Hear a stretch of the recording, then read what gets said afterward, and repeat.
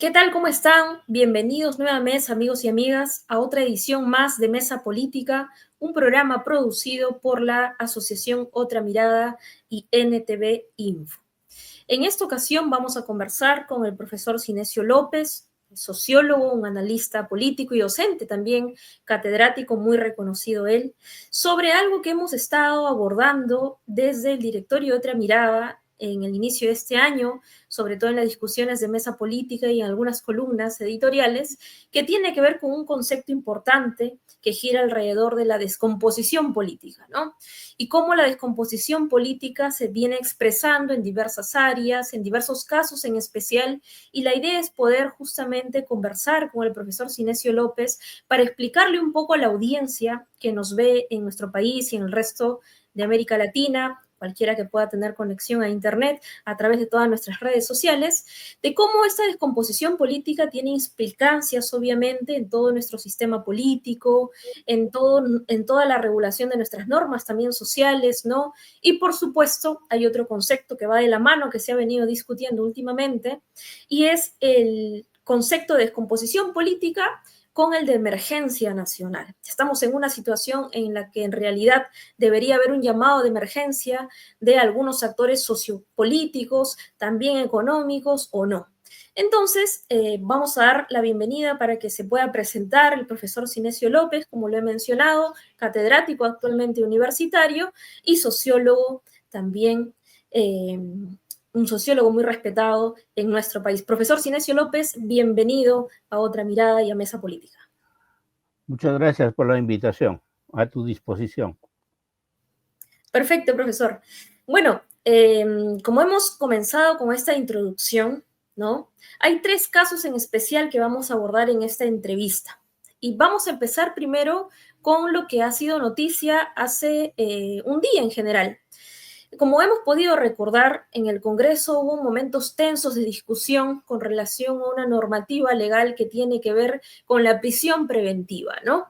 Entonces hubieron discusiones, negociaciones y por supuesto había una mirada totalmente alejada de la realidad con relación al impacto de una norma que no protege pues a la ciudadanía en general y los delincuentes en general y las organizaciones criminales en nuestro país estaban pues muy felices, ¿no? Por una norma que en general no ayuda más bien a poder prevenir.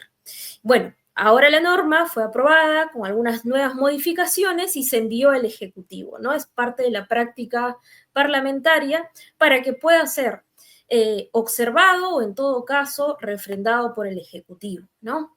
Y bueno, hace un día el Poder Ejecutivo ha esperado casi, ¿no, profesor?, hasta el último momento para observar la medida. Entonces, vamos a iniciar, por ejemplo, con comentar qué implicancias políticas tiene, por ejemplo, el Ejecutivo en el sentido de haber esperado hasta el último momento para observar esta ley que restablece la detención preliminar en casos de no flagrancia.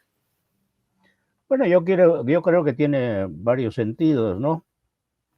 Uno primero es que el Ejecutivo, comenzando desde la hermana del presidente, de la presidenta, hermano, ¿no? El hermano de la presidenta, Sí. y digamos otros acusados, en fin, estaban amenazados de, digamos, aplicarle esta medida de la prisión preventiva.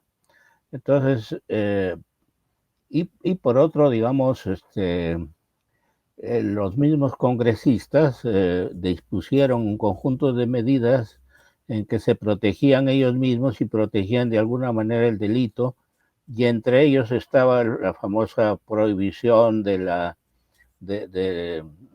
prisión preventiva. Entonces, lo que ha hecho el Ejecutivo es, a última hora, efectivamente, observarla y poniendo claramente que solamente en los casos de corrupción no habrá prisión preventiva, pero que en todos los otros sí puede haber la prisión preventiva. Entonces, obviamente, eso tiene como objetivo, de alguna manera, proteger a los corruptos del Ejecutivo y del Parlamento, ¿no? O sea, de alguna manera tiene que ver con la descomposición política, moral, que existe hoy, digamos, en la cúpula del poder, en la escena oficial, básicamente, en el gobierno en particular, digamos, tanto en el Congreso como en el Ejecutivo. Entonces, de esa manera se protegen con esta idea de que en el caso de los acusados de corrupción no se les aplica la ley de la prisión preventiva, ¿no? Claro, entonces podríamos decir que esta demora puede reflejar una estrategia deliberada por parte del gobierno, ¿no? O una falta de coordinación quizás dentro del Ejecutivo, pensando un poco más en estas dos opciones, ¿no? Y sin pensar un poco en la percepción pública, pero además decadente que tiene, ¿no? La ciudadanía con relación al propio gobierno de Dina Boluarte.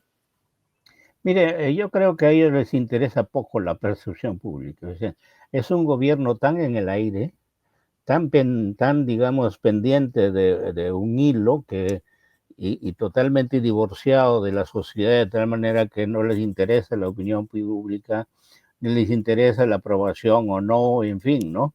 Es un gobierno que está en cero de aprobación, tanto en el Congreso como en el Ejecutivo. O sea, entonces, la opinión pública no les importa un comino. Lo que les interesaba era, de alguna manera, protegerse hacia el futuro, ¿no? O de aquí en adelante, de cualquier ley de prisión preventiva que pudiera haber en las acusaciones contra el Congreso, contra algún miembro del Ejecutivo.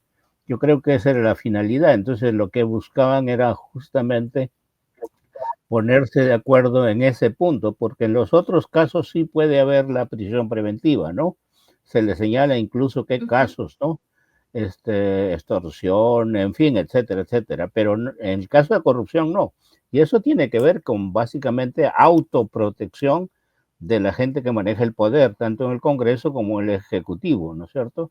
Entonces yo creo que la descomposición moral de alguna manera sigue porque se están autoprotegiendo en este caso particular de cualquier ley de prisión preventiva que pudiera tener, digamos, alguien y para lo cual incluso bueno, no hay flagrancia, ¿no es cierto?, en la corrupción, porque ellos suponen que la corrupción es una suposición que no ha sido nadie agarrado, tomado con las manos en la masa, digamos, ¿no?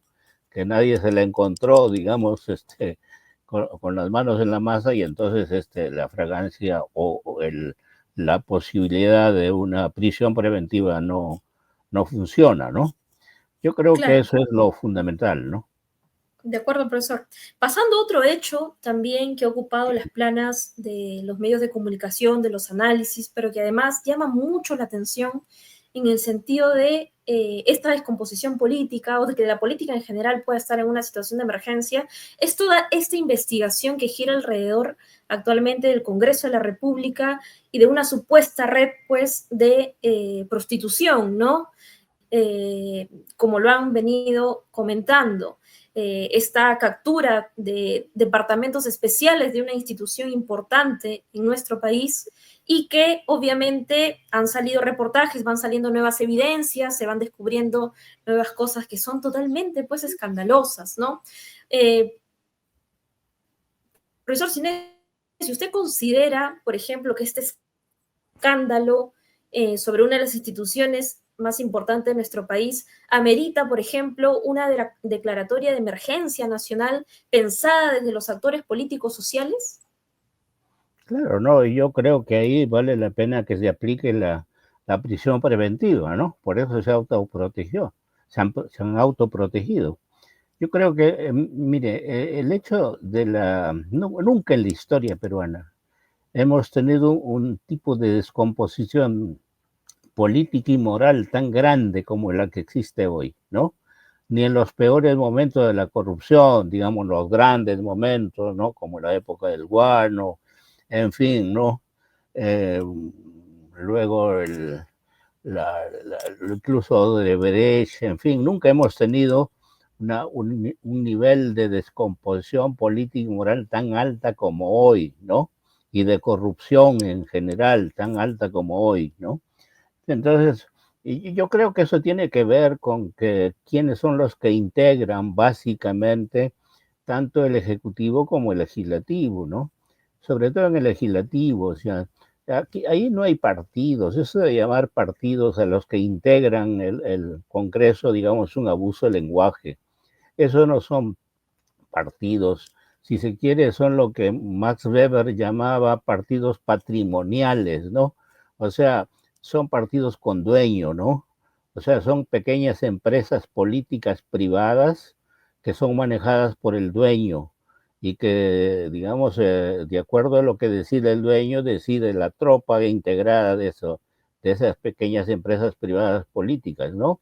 En realidad son mafias, para decirlo con más claridad. Entonces, dentro de ese conjunto de mafias, obviamente la corrupción y la descomposición moral, ¿no?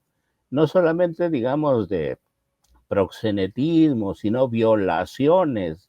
Ya, digamos, ha habido ya un congresista que por violación ha sido excluido, ¿no? Y hay otra acusación por ahí de violación también, ¿no?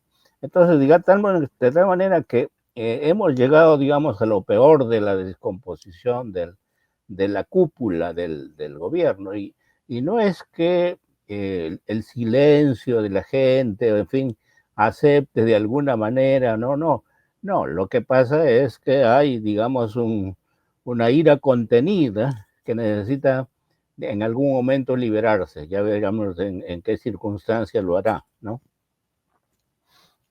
Claro, justamente yendo un poco por ese tema, ¿no? Hay el silencio de los actores sociales, de los movimientos sociales, de aquellos que se han venido manifestando en los últimos años, sobre todo en los últimos 2 años, ¿no? Con todas las implicancias de afectación que están presentes todavía, que están en juicio, con víctimas y todo lo demás.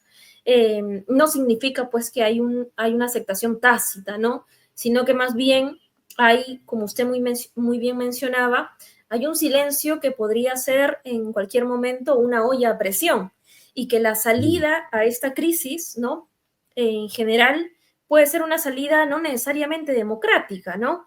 Justamente porque estamos viendo algunos elementos en los cuales capturas de instituciones públicas importantes, esta sensación de que no hay ley que pueda frenar inclusive, ¿no? La captura del Estado por mafias, como usted también lo comentaba, con mafias que están además vinculadas con algunos actores parlamentarios y que tienen pues operaciones muy específicas, ¿no? Junto a la trata de personas, la minería ilegal, la tala ilegal, ¿no? Y otros temas más. Justamente cuando se presentan escándalos como estos, que además resulta bastante sorprendente en el sentido de que no habíamos visto, ¿no? Al menos en un importante tiempo, este ensañamiento o esta actuación de nuevos personajes, como es el hecho de acribillar a una trabajadora más allá de su vinculación o no con este caso, que resulta obviamente ante los ojos de quienes hacemos análisis político, pues una cuestión bastante sorprendente, ¿no? Pero la salida justamente a esta crisis en general podría ser reaccionaria, pero además estamos en un año preelectoral, ¿no? ¿Y cuál sería el rol frente a un escenario de emergencia nacional, como le preguntaba, Claro. de estos actores que medianamente se están organizando? A ver, fíjate, yo creo que hay que entender lo que está pasando, bueno, no como una coyuntura propiamente, eso es un momento de una coyuntura crítica más grande, ¿no? Y que esta coyuntura crítica comienza más o menos hace el año 22, en diciembre del 22, ¿no?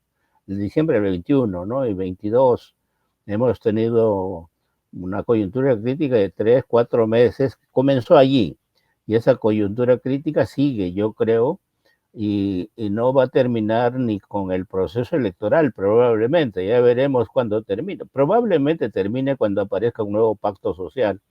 Mientras tanto, hoy vivimos un momento de una etapa de descomposición política, moral, ¿no? Y que seguramente está despertando un conjunto de iras, no de iras tanto en la ciudad como en el campo. Ya de hecho en el campo lo ha habido en su momento, en el año 21, 22, y en los últimos tiempos hubo en las ciudades a partir de las extorsiones, el sicariato, en fin, ¿no? lo que faltaba era una articulación. O sea, yo creo que lo que mueve a las sociedades en general es, por un lado, la indignación, digamos, que existe en el Perú. Ya existe esa indignación.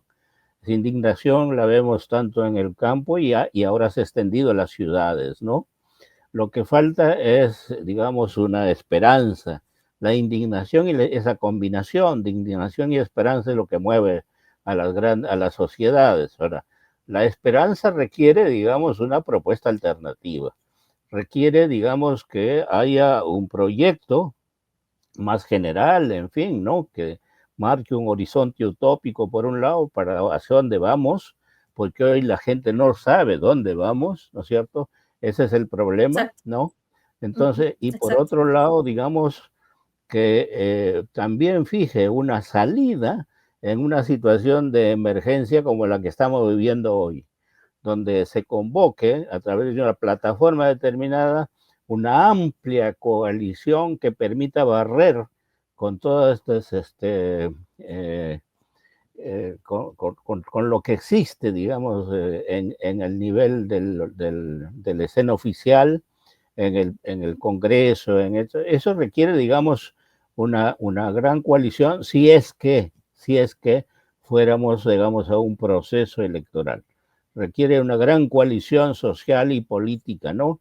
No puede reducirse a una pequeña, ¿no? La correlación de fuerzas exige una gran coalición y una plataforma de transición, digamos, de salida de esta situación, ¿no?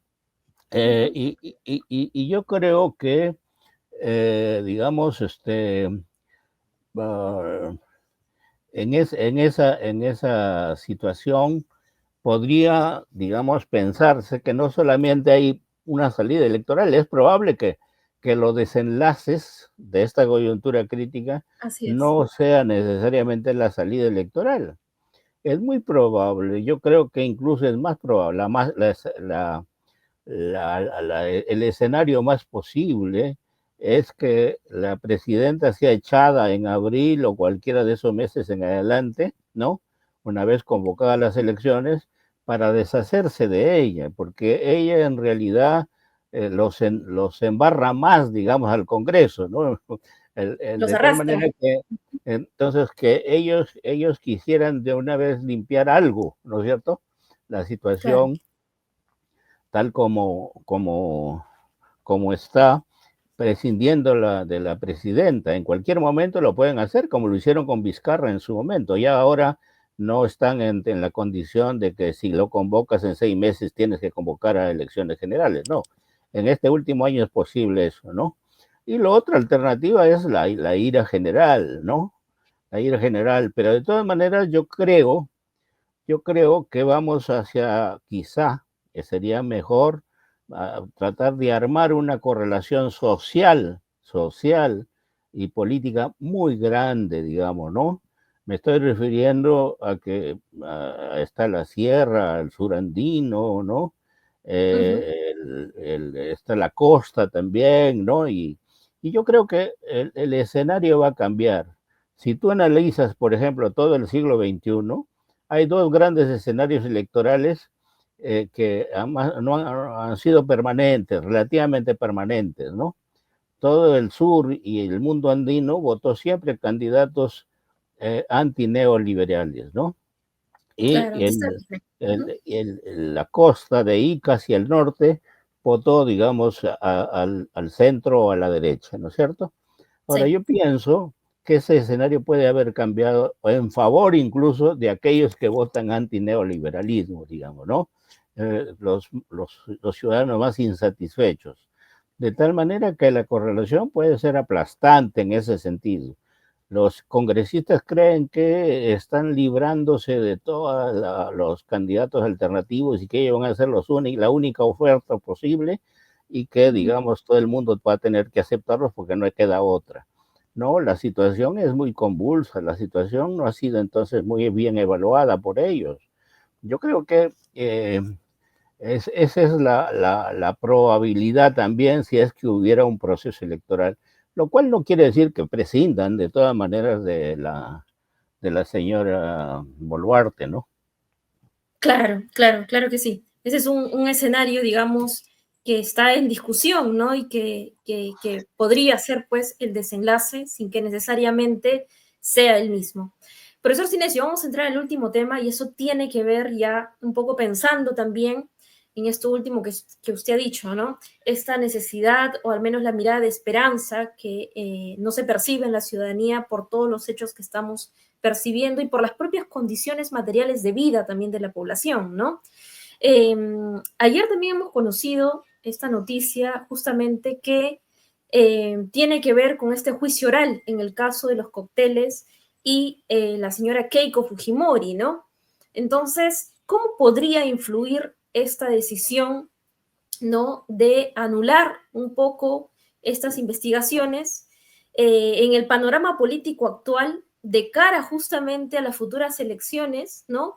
Pero además un poco de poder evaluar si es el reflejo de alguna debilidad en temas de nuestro sistema judicial, ¿no? Es un duro golpe en general a todo el equipo que viene investigando este tema en los últimos años y si en efecto también es un duro golpe en la lucha contra la corrupción y la credibilidad de las instituciones judiciales. ¿Usted qué opina al respecto?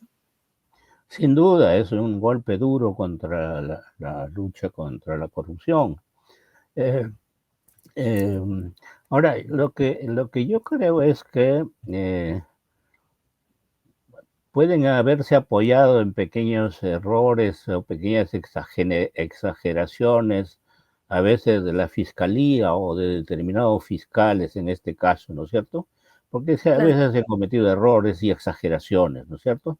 Entonces, y para hacer lo que está pasando hoy, digamos, ¿no? O sea que en la práctica se han echado, no todo el proceso, ni se han declarado, se ha decretado la INCOL, digamos, la inocencia de los acusados, pero sí, así es. digamos, es una vuelta atrás y ellos lo que buscan es justamente anular incluso el proceso, que no haya la acusación de lavado de activos, etcétera, ¿no es cierto? O sea, yo creo que eso es lo que se busca, lo que buscan ellos, y eso es lo que, y sin duda este es un duro golpe también para la opinión pública, y eso irrita más, digamos, irrita más a la opinión pública. Yo creo que no favorece, como aparentemente eh, sale en la escena, digamos, a la señora Keiko, a todos los acusados, digamos, no lo favorece. Desde un punto de vista político salen al final perjudicados, digamos, ¿no? Porque la opinión pública sale más irritada de esta situación, digamos, ¿no? Y yo creo que eso abona más a la posibilidad de una gran coalición que permita de una vez salir de este entrampamiento.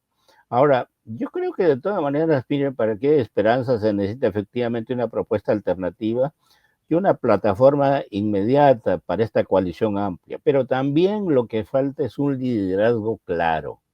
Se necesita tener un liderazgo muy, muy importante, claro, alternativo, que se ponga a la cabeza de la situación, digamos, ¿no? Puede ser un liderazgo, puede ser un conjunto de liderazgos que se pongan a la cabeza, digamos, de esta situación y con una plataforma alternativa y un programa ya de larga duración para cada grupo, le dé una salida. Y entonces yo creo que eso sí ya pone en movimiento la sociedad, porque gran parte de las etapas de desmovilización que hemos tenido, no es que han sido derrotados los movimientos sociales, ¿no? Ni el movimiento del sur y el andino, ni el de las ciudades, sino que lo que pasa es que tampoco no hay la esperanza, no saben a dónde van, ¿no es cierto? No tienen la alternativa, si la cosa puede ser peor, ¿no? Entonces, para tener la esperanza necesitas una propuesta alternativa, tanto de largo plazo como de inmediata, una plataforma inmediata, y también, obviamente, un liderazgo claro, un liderazgo muy claro que diga, bueno, vamos a esto, vamos en esta dirección. Y yo creo que eso sí ayuda, francamente, digamos, a la salida más radical, digamos, más posible de la crisis que estamos viviendo, ¿no? Claro, claro que sí. Bueno, es importante también mencionarle a la ciudadanía de que el hecho de que se anule el juicio contra Keiko Fujimori, los argumentos que tiene pues el tribunal para regresar el caso Cocteles a una etapa intermedia, no la exime de alguna responsabilidad, ¿no? Es un revés, obviamente, en esta resolución del tribunal que favorece a una persona en especial, ¿no? Y representa, obviamente, un retraso significativo en uno de los casos más emblemáticos relacionados con toda esta trama Lavallato en el Perú, ¿no? Y obviamente, pues aquí se han recurrido a una serie de argumentos, ¿no? Y que además parte de la argumentación de quienes están implicados en toda esta investigación, ¿no? Han recurrido también a la máxima interpretación de la Constitución peruana, ¿no? Poniendo énfasis, por ejemplo, en la llamada acusación sorpresiva, en las fallas procesales, ¿no? De etapas anteriores.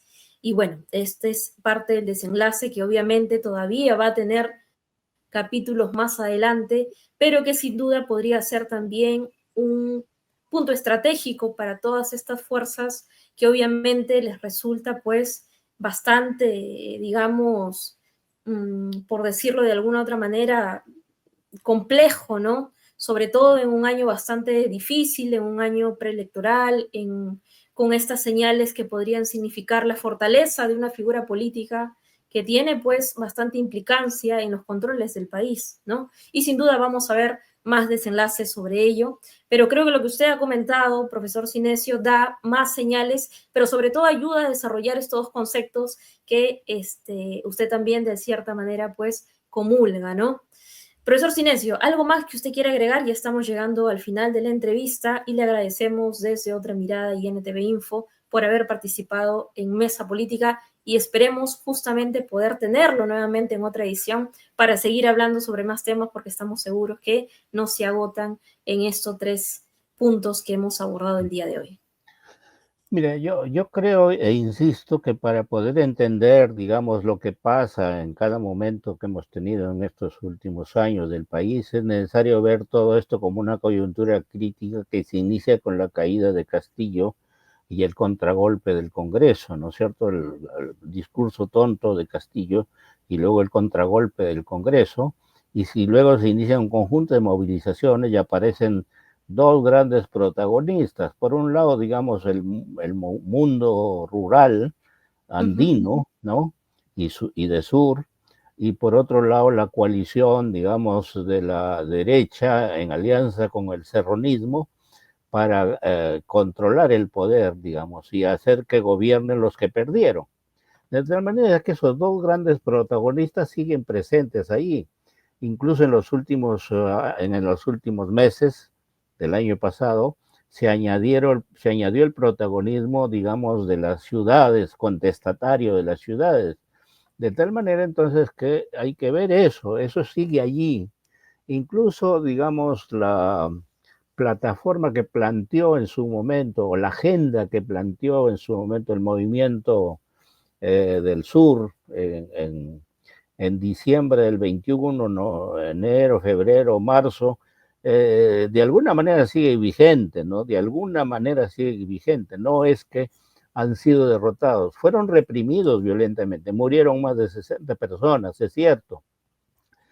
Tienen temores, es cierto también, pero no han sido derrotados, digamos. Ellos siguen allí y siguen protestando y esperan que en algún momento más oportuno probablemente se produzca una gran movilización que acabe con la situación, porque mire, el mundo que estamos viviendo, digamos, donde no hay partidos, no hay representación, ¿no?